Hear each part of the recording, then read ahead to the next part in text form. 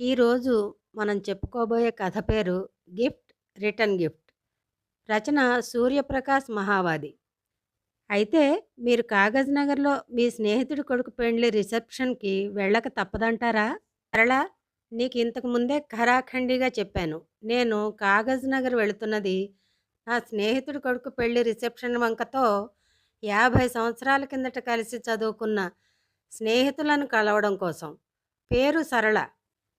కానీ ఎప్పుడూ వంకర మాటలే మాట్లాడతావు అని భాస్కర్ జవాబు ఇవ్వడంతో, ఇదిగో, మీరు మాటి మాటికి నా పేరుని అవహేళన చేశారంటే మర్యాద దక్కదు, జాగ్రత్త.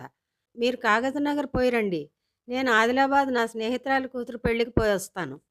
అదేమిటి, నిన్నటిదాకా భద్రాచలం నుండి ఆదిలాబాద్కు బస్సు ప్రయాణం బోర్, నేను పోను అని అన్నావు కదా?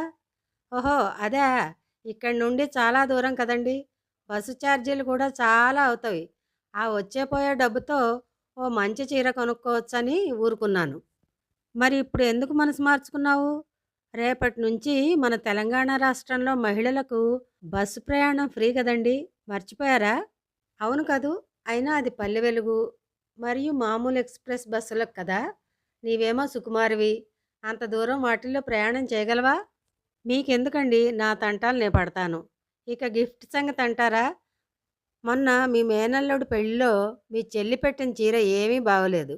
మన ఇంటి పని మనిషి కూడా కట్టుకోదు. అది అందంగా ప్యాక్ చేయించి గిఫ్ట్ కింద పెడతాను. ఆ చీర నీకు నచ్చకపోతే కట్టుకోకు. అంతేగాని సరళ, మా చెల్లి పెట్టిన చీరపై ఆ వంకర మాటలు మాట్లాడకు. అబ్బో, మీ వాళ్ళని ఏమన్నాను? అంత రోషం పుట్టుకొస్తోంది.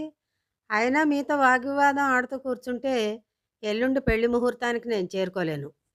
మీరు ఏం గిఫ్ట్ ఇవ్వాలనుకుంటున్నారు? మీకు పోయి వచ్చేందుకే రూ. 1000 కనీసం కావాలి. అందులో మీకు తిండి అపేక్ష. ప్రయాణంలో కనీసం ఓ 500 దండగ పెడతారు.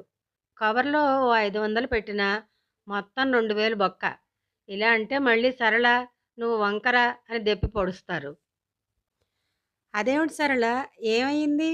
ఎప్పుడూ నిటారుగా ఉండి నడిచేదానివి అలా వంకరగా నడుస్తున్నావు? అయినా నేను నిన్ననే రాత్రికి ఇల్లు చేరుకున్నాను. నువ్వేమిటి ఇవాళ రాత్రికి వచ్చావు? పెళ్ళిళ్ళకి అటెండ్ అయ్యి ఇంటికి చేరుకున్నాక భర్త వేసిన ప్రశ్నకు సరళ, మీకేమిటండి మహారాజులు, డబ్బులు ఖర్చు పెట్టి టింగురంగడిలా అలా పోయారు, ఇలా వచ్చారు. నేనేమో డబ్బుకు కక్కుర్తిపడి పల్లె వెలుగు బస్సులు మార్చుకుంటూ ఆదిలాబాద్ చేరేసరికి ఆ అమ్మాయి అప్పగింతల సమయానికి చేరుకున్నాను. అది చూసి నా స్నేహితురాలు ఇంత పెద్ద మొహం వేసుకుని పైకి నవ్వుకుంటూ, వచ్చావా, నువ్వు రావేమో అనుకున్నాను. మేము అమ్మాయిని అప్పగించేంత సమయంలో వంటలేమి మిగిలాయో చూసుకొని తినరా అంది. మరి నువ్వు పట్టుకుని వెళ్ళిన గిఫ్ట్ సంగతి? అది తనకిచ్చాను. అది చూసి కొంచెం మొహం మాడ్చుకుంది. మరి మార్చుకోదా? ఆ చీర నీకు వచ్చిన గిఫ్ట్ అని నీలాగా తాను అంచనా వేసుకునే ఉంటుంది. మరి నీకు రిటర్న్ గిఫ్ట్ ఇచ్చిందా, లేక ఖాళీ చేతులతో పంపించిందా? ఇచ్చిందండి ఓ చీర. అక్కడ ఎవరో అనుకుంటూ ఉండగా విన్నాను. నాకు పెట్టిన చీర నా స్నేహితురాలి చెల్లెలి కూతురు పెళ్లిలో అబ్బాయి తరఫున తనకు పెట్టారట. పెళ్ళికి పోకున్నా బాగుండేది. బాగా అలసిపోయాను. ఆ పల్లె వెలుగు బస్సులు మార్చుకుంటూ అన్ని గంటలు ప్రయాణం చేసే వరకు నడుము పోయిందండి. కాస్త మీ చేత్తో కాఫీ ఇస్తారా? కాఫీ తాగిన వెంటనే శక్తి రావడంతో సరళ, ఏమండి, మీరు వెళ్ళిన చోట మంచిగా మర్యాద చేశారా? మంచి భోజనం చేశారా? మీరు ఇచ్చిన గిఫ్ట్ కవరు తీసుకున్నారా? వాళ్ళు ఏమి రిటర్న్ గిఫ్ట్ ఇచ్చారు? అయినా మగవాళ్ళకి ఇవేమి పట్టవు, మహారాజులు. సరళ, నన్ను చూసి నా స్నేహితుడు ఎంతో ఆనందపడ్డాడు. చాలా సంవత్సరాల తర్వాత కలిసిన మా స్నేహితులం ఎంతో ఎంజాయ్ చేశాం. అందరం కలిసి నూతన వధూవరులతో కలిసి ఫోటోలు దిగాం. కానీ ఆ హడావిడిలో నేను ఇవ్వాలనుకున్న కవర్ ఇవ్వలేకపోయాను. నేను అప్పుడే అనుకున్నా మీరు ఇటువంటి పని చేస్తారని. మీ స్నేహితుడు మిమ్మల్ని ఏమి అనుకుని ఉంటాడో ఏమో. అసలు మిమ్మల్ని ఒక్కరిని పంపడం నా బుద్ధి తక్కువ. మేము ఆడవాళ్ళం కనీసం గిఫ్ట్, రిటర్న్ గిఫ్ట్‌లనైతే మర్చిపోం. కాకపోతే వాటికి వంకలు పెడతాం అంతే. ఇంతలో భాస్కర్ తన ఫోన్‌లో తమ స్నేహితుల గ్రూప్‌లో నుంచి వాట్సాప్ రావడం చూసి చదివి నవ్వుతూ సరళకు, భాస్కర్, నువ్వు మన స్నేహితుల బృందం చాలా సంవత్సరాలకు కలవటం నాకు అంతులేని ఆనందాన్ని ఇచ్చింది.